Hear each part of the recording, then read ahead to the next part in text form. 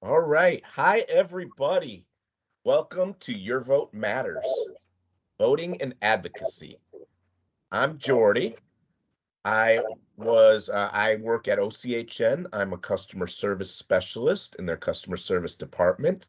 Before this, I was a peer support specialist and community health worker for 8.5 years at CNS Healthcare in Pontiac. I'm here to let you know that your vote matters and that it is a great way to advocate for yourself. First off, who is OCHN? Oakland Community Health Network provides services for adults and children with intellectual, developmental disabilities, mental health concerns, and substance use disorders. Its mission is to inspire hope, empower people, and strengthen communities. Also, who is this webinar for? This presentation is for everybody and anybody who has or does not have a disability and is interested in voting and advocating for themselves and for others. The who is you, no matter who you are. On the next slide, we'll talk about some of the whys of voting.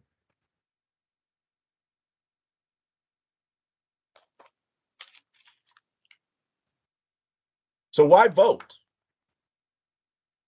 Voting is an important part of advocacy. It's not just letters and calling legislators. Everyone's vote counts and your votes do add up.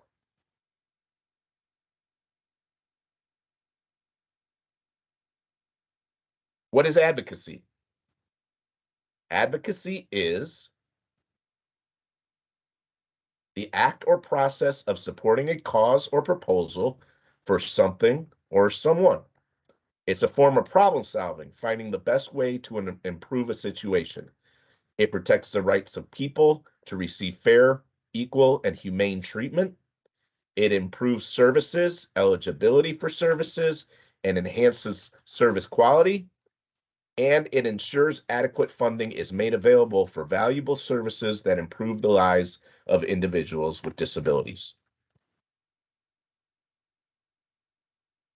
So, who is an advocate? An advocate is a person who supports and champions for a cause or a policy, a person who works for a cause or a group, a person who argues for the cause of another person in a court of law. And so we are all advocates.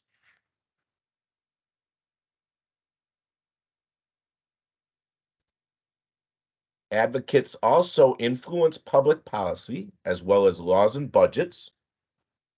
Advocates use facts to build relationships with and educate government officials and community members on important public issues. They initiate positive change for themselves, their family, and their community.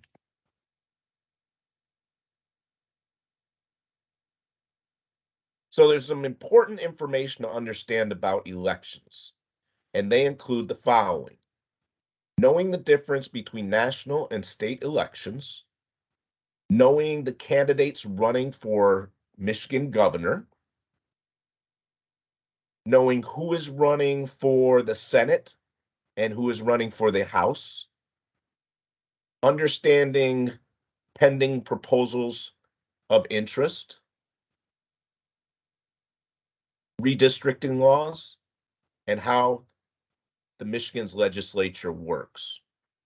So this slide includes a link to the Michigan U.S. congressional districts as of February 2022 and is at zipdatamaps.com, and that's spelled ZIPDATAMAPS.com. For those of you joining us through your computer, the link will be added to the chat.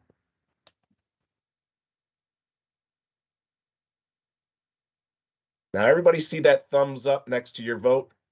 The thumbs up icon after your vote in this slide, it's like the like button in Facebook, but it is much, much more important than liking a post or a meme or a comment or even an article. Your vote is your voice. Not only is it a thumbs up, but it also makes a big difference to your neighbors, your community, and in society. Now we will hear from Amit. Hi, my name is Ahmed. I'm a trainer here at OCHN. I have a disability. I vote to ensure that my voice is heard on issues that are important to me. And I hope you do the same this November. Take care. Thank you, Amit. And now Betty will introduce herself and speak more about advocacy. Hello, everyone. My name is Betty Ruiz. I am an advocate, author of 3 books, and a member of Vista Seals now for 21 years. Today, I will be providing you with tips on how to advocate. First of all, know the facts. To gain and maintain credibility, it is critical that you know all the facts on both sides of any issue. Having this information at your fingertips will help you in conversations with government officials, the media, other advocates, and the general public. Use the facts. Any position you take should be grounded in the facts. It is often helpful to put your facts into a one-page sheet that you can distribute.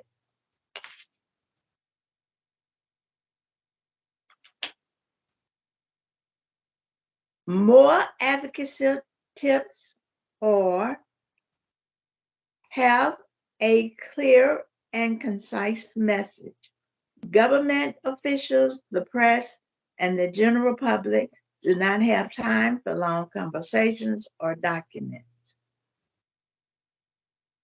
Try not to use acronyms so that everyone understands the issues you are discussing. Nurture relationships. Advocacy is a joint venture. Find your allies and work with them to achieve your advocacy goals. Your chances of success are much greater when there are large numbers of organizations and people on your side. Now we are going to hear from Amy. Okay, hi everybody. It is your constitutional right, whether you're disabled or not. Just vote. It's your right. You have every right in the world to vote. Thank you. Thank you, Amy. Now we will cover some important things you need to know to vote. The United States Constitution guarantees every citizen aged 18 or older the right to vote. Why vote? It's your right. Regardless of who you are, you make a difference. It's important to advocate for yourself. You can influence change and make a positive difference.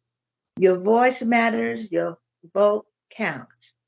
You have a role as an advocate for yourself, so make your voice heard. We will now look at your rights as a voter.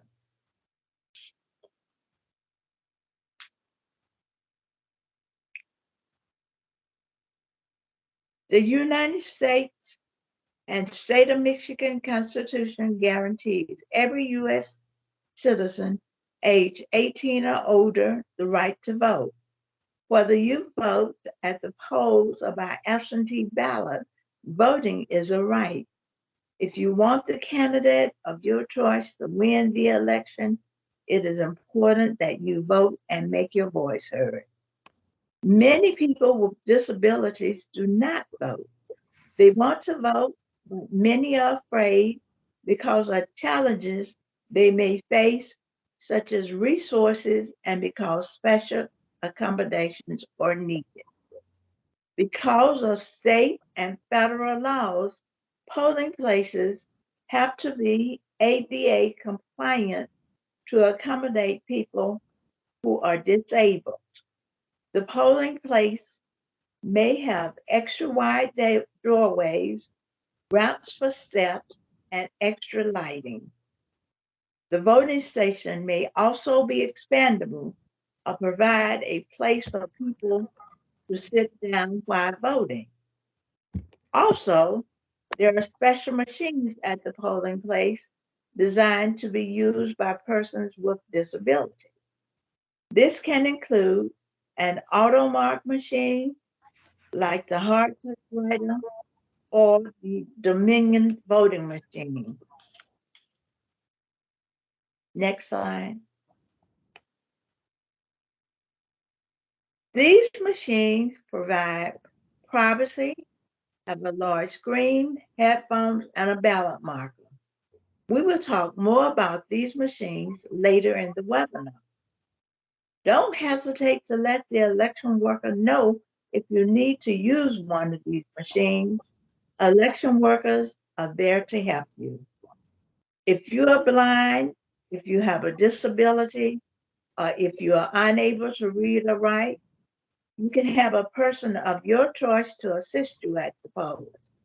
This person can be anyone except your employer, an employer agent, or an officer or agent of a union that you belong to.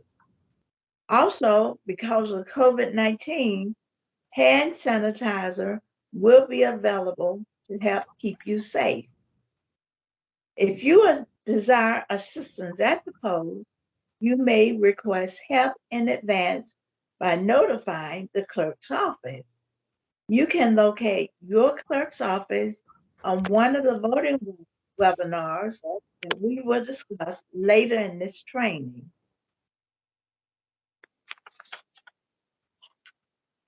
Residents who are deaf or hard of hearing can direct questions they may have to the Department of State Bureau of Elections. The email address for that department is election, ELECTIONS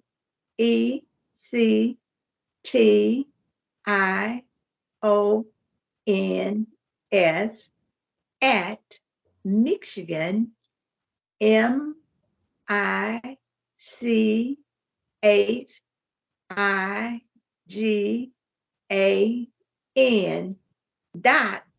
.gov, GOV. Please don't hesitate to vote. Your voice, your vote matters.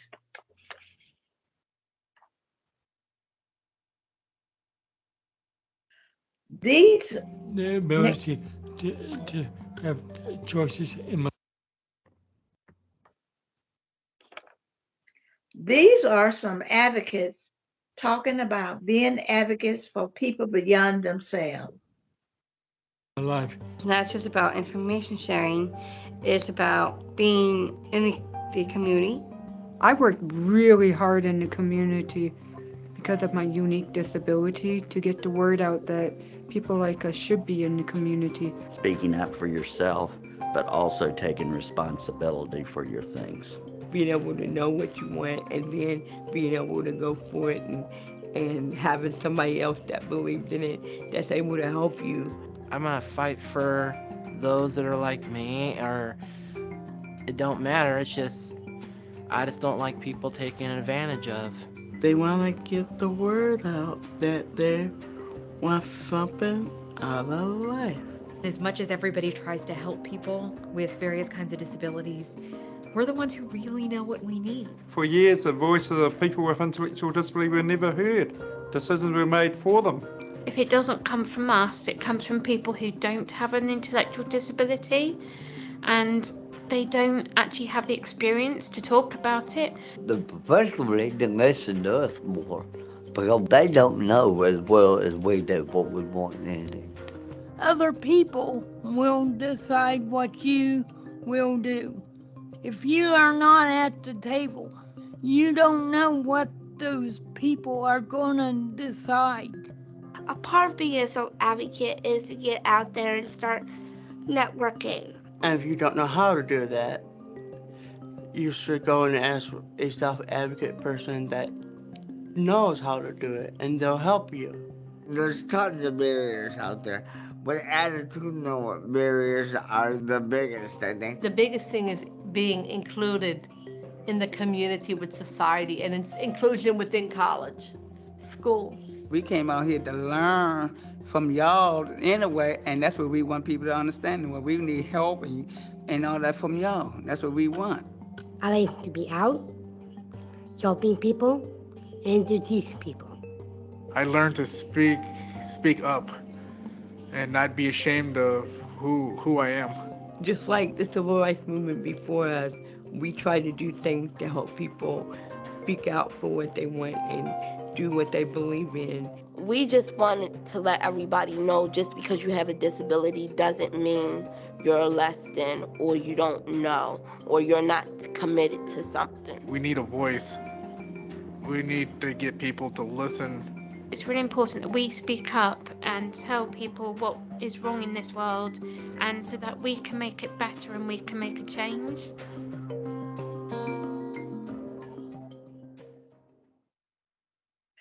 No matter who you are, you have a right to vote and advocate for yourself. Now we will hear from Deborah to tell you about the importance of local elections.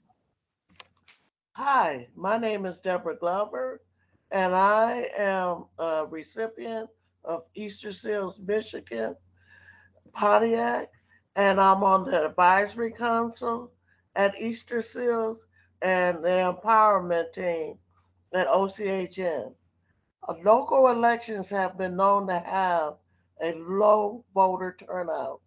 This is alarming, as legislation and local officials are determined through these elections.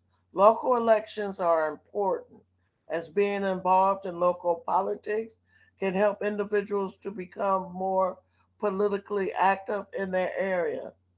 This can be through voting, as well as getting to know your local officials to discuss topics you are passionate about. Some types of local legislation that are driven through voting include funding, such as the public school system, infrastructure, and if the mental health system is public or private. Privatization of the mental health system has been proposed by Michigan State's Majority Leader Mike Shirkey. Senate Bills 597 and 598 would privatize all Medicaid mental health services, leading to profit focused insurance companies having full financial control. A new poll has found that two-thirds of Michiganders oppose this bill, as it would decrease mental health services for those who need it most. Michigan's public mental health system has a long history of high performance tailored to individuals and families being served through the mental health system. Voting also determines local officials such as judges, district attorneys, and members of the Board of Education. As you can see, local elections impact everyday lives, so it is critical to vote and voice what you feel most strongly about.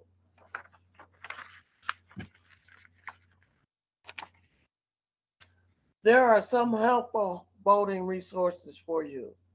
State of Michigan website www.michigan.gov/vote. You can find your local clerk and polling location, as well as watch videos about voting, equipment, how to register, and much more. Oakland County Clerk, www.oakclerkrod.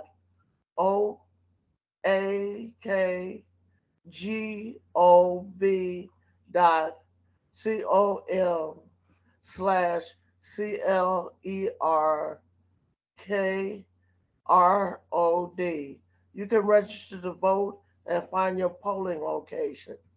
It is located at 1200 North Telegraph Road, Building 12, East Pontiac, Michigan 48341.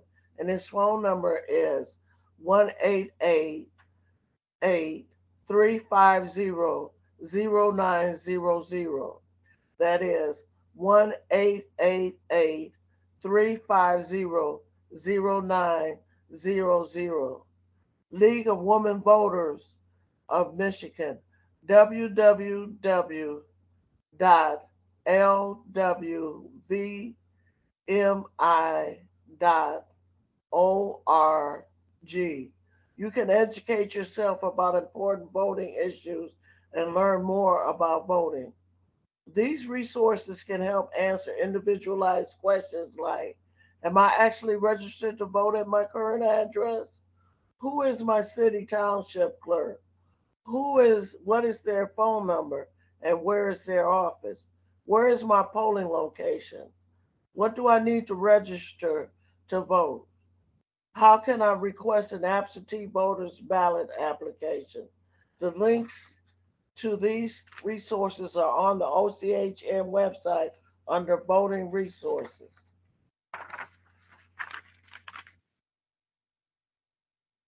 Requirements for being able to register to vote in Michigan are: you need to be a Michigan resident at the time you register, be a resident of the city or township for at least 30 days by the time you vote, be a U.S. citizen and at least 18 years of age by the time you vote.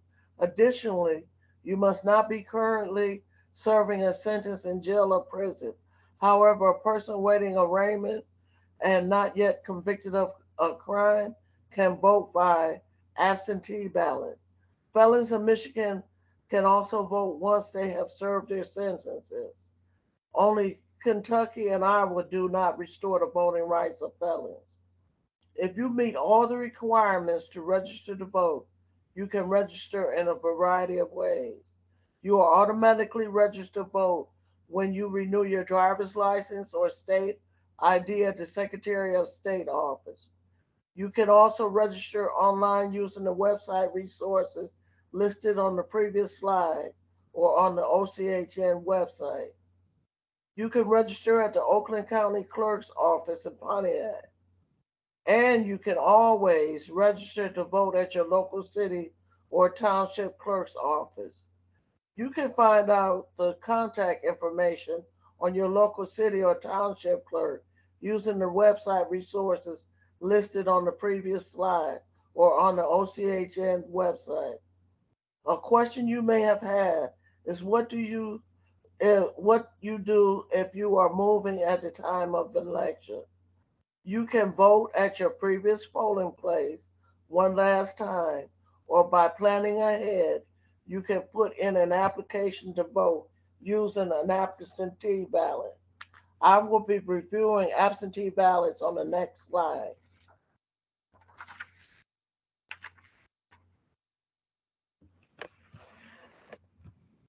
All eligible and registered voters in Michigan may request an absentee voter ballot. There's an application, a request for the absentee ballot, which is different from the absentee ballot itself. Requests to have an absentee voter ballot mailed to you must be received by your clerk no later than 5 p.m. the Friday before the election. The Friday before November the 8th is November the 4th. You can register and apply for an absentee voter ballot at the same time. After receiving your absentee voter ballot, you have until 8 p.m. on election day to complete the ballot and return it to the clerk's office. Now we will go over the voting process.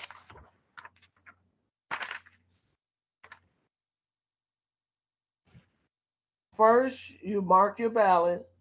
You can get assistance with this either from a person or by assistive technology. Second, you place your completed ballot in the secrecy envelope. Absentee voters use an absentee voter envelope. Third, you can return the ballot to the designated person by inserting it into the counting machine. Absentee voters return their ballot to the clerk's office in person or by mail.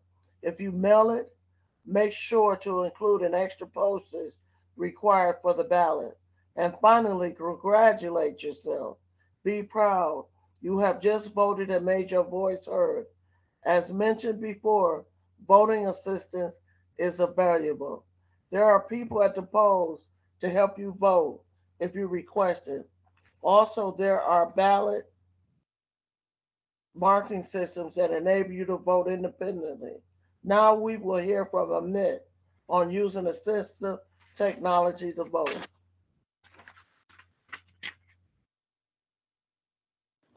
My name is Ahmed. I'm a trainer with OCHN, and I use a piece of assistive technology that's available at your local polling place that reads the ballot to me and marks my choices. So that's how I vote with a disability. I hope you exercise your right to vote this November. Thanks. Take care. Thank you, Ahmed. Now Mark will introduce himself and tell you more about voter assistance terminals. Hi, I'm Mark Jones. I work at OCHN in the customer service department. I'm someone who's been working in mental health field while living with a serious mental illness for at least 35 years. I've been voting in elections even longer than that. What are voter assist terminals? They are pieces of adaptive technology that are used for privacy and accessibility of voters who have certain disabilities. Oakland County polling places uses the Heart Touch Writer.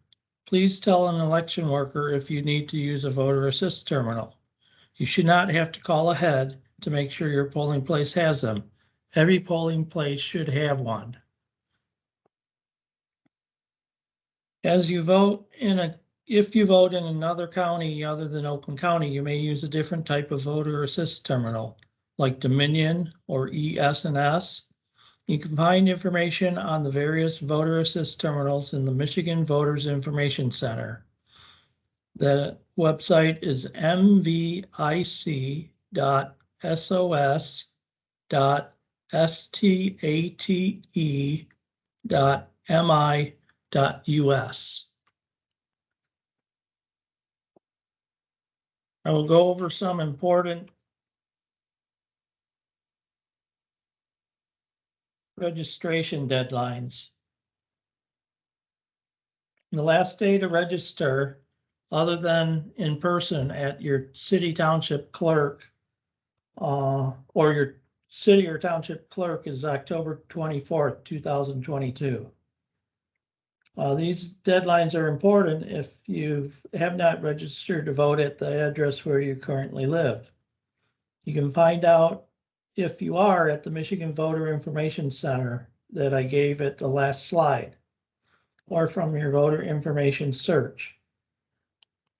This is only if you plan to register to vote in a way other than in person with your local city or township clerk. If you want to register by mail, online, at the Secretary of State office, or with Oakland County Clerk, you need to register 14 days prior to the election.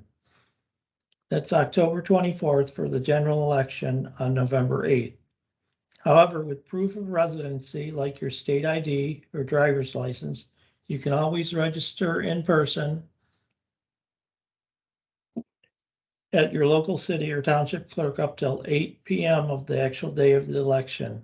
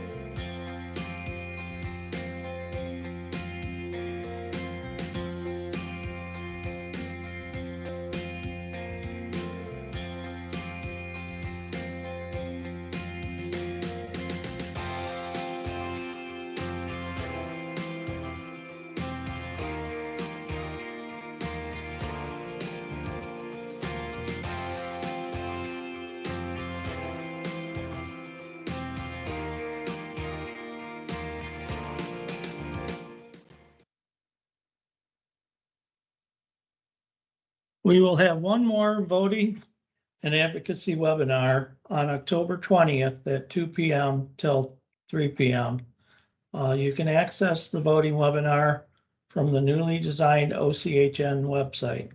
On the next slide, I will direct you to the new OCHN website with the updated voting resources for researching and references. There will also be a PDF flyer distributed with the links to join by computer, like you see on the slide. They will also have the Microsoft Teams conference IDs on them. For phone access, you would call 248-462-6341, and you would enter the Teams meeting conference ID of 866-484-097 #. That's 866-484-097 # for 9:15. That's this voting webinar.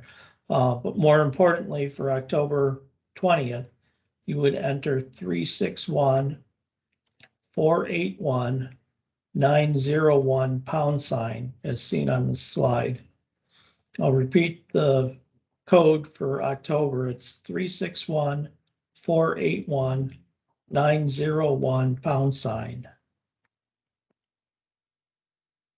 On a computer or tablet or smartphone, using a browser like Chrome, Safari, or Edge, you can type into the browser www.oaklandchn.org. That's OAKLANDCHN.org, then hit enter. The OCHN virtual voting webinars are on the OCHN calendar under How Do I tab. You can look for a calendar and find heading on the left-hand side of the drop-down menu. Also on the OCHN website, you scroll down far enough, there will be events and highlights section. Under the events tab will be calendar where you can register to attend, or there'll just be the link to attend the webinar. You can find voting resources or research references in the tab near the top of the page. You look for voting resources at the bottom right-hand corner and click on it. On smartphones or tablets, you look for like a 3-line icon in the upper right-hand part of your screen. This is sometimes called a hamburger menu because it looks a little bit like a hamburger with the top bun, the burger, and the bottom bun. You tap on that and the options drop down. You would tap on resources and then you would scroll down to voting research and resources. Tap on the voting resources to get the page with the links of voting mentioned in the presentation. These are some of the links that we have on our resource page. You can find them as mentioned in the webinar for more information. This now concludes the presentation portion of the Voting and Advocacy webinar. We will be taking questions and comments from participants.